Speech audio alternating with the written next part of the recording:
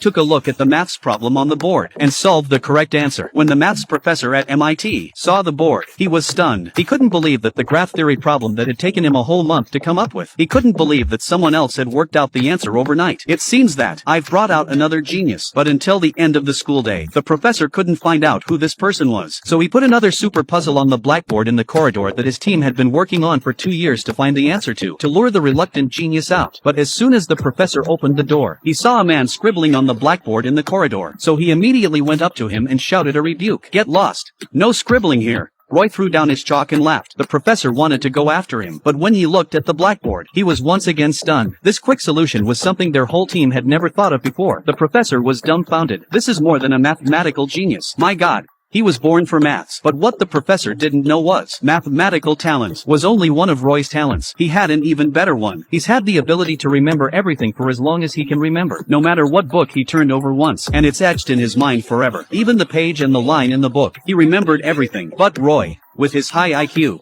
had been an impulsive and irritable person since he was a child. When he got angry, he'd even beat up a policeman. Roy was taken to court for assaulting a police officer. Who would have thought? Roy, who couldn't afford a defense lawyer, had already memorized all the provisions of the U.S. Constitution. He used all the legal provisions he had memorized in the courtroom to defend himself, until the opposing lawyer was speechless. And so, Roy was able to get the judge to reduce his sentence from 3 years to 1 year. But no sooner had Roy been put behind bars, the maths professor came to the door and said, "I'm willing to put up $50,000 bail to get you out, but you have to promise me 2 conditions. First, discuss a different maths problem with me every day. And 2, see a psychiatrist once a week for your mania. You're too crazy."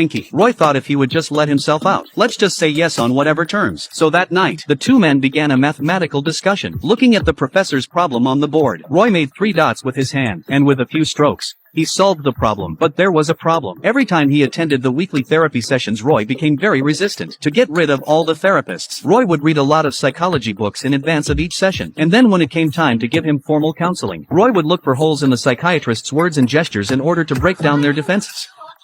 The doctors slammed the door one by one and left. The professor was so angry he couldn't speak. He had to lick his old face to invite his old school friend William. William is a true master of psychology. When he learned that Jack had been abandoned by his parents as a child and abused by his adoptive father, he immediately understood that his irritable nature was just a cover for his vulnerability. So William didn't say anything. He just kept repeating the words in a fatherly tone.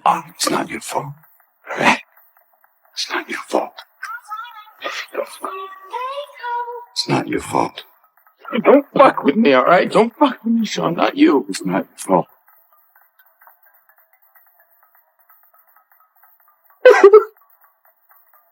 It's not your fault.